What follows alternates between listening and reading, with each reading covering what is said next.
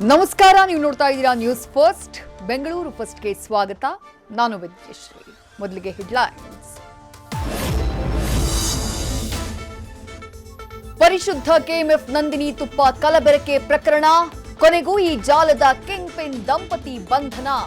ಬರೋಬ್ಬರಿ 1,26,95,000 ಮೌಲ್ಯದ ವಸ್ತುಗಳು ವಶಕ್ಕೆ. ಬಗೆದಷ್ಟು ಬಯಲಾಗ್ತಾ ಇದೆ 7 ಕೋಟಿ ರಾಬರಿ ಕೇಸ್ನ ಒಂದೊಂದು ಸ್ಕ್ರೀನ್ ಪ್ಲೇ. ಆರೋಪಿಗಳು ಬೆಂಗಳೂರಿಂದ ಹೈದರಾಬಾದ್ಗೆ ಹೋಗಿದ್ದ ಹೇಗೆ? ಮಾರು ವೇಷದಲ್ಲಿ ಹೋದ ಪೊಲೀಸರ ಪ್ಲಾನ್ ಹೇಗಿತ್ತು ಗೊತ್ತಾ?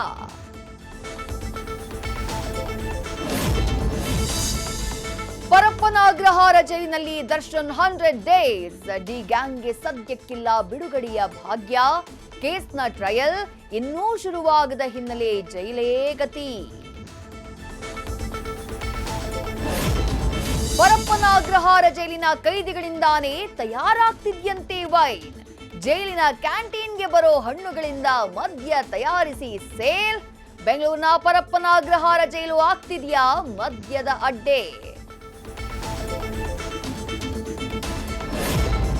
ಸಿಲಿಕಾನ್ ಸಿಟಿಯಲ್ಲಿ ಮತ್ತೊಂದು ಹೂವಿನ ಹಬ್ಬಕ್ಕೆ ಕ್ಷಣಗಣನೆ.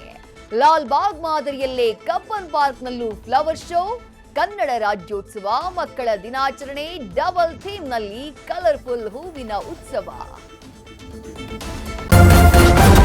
ನ್ಯೂಸ್ ಫಸ್ಟ್, ನಿರ್ಭೀತಿಯಿಂದ ನಿಮ್ಮ ಪರವಾಗಿ.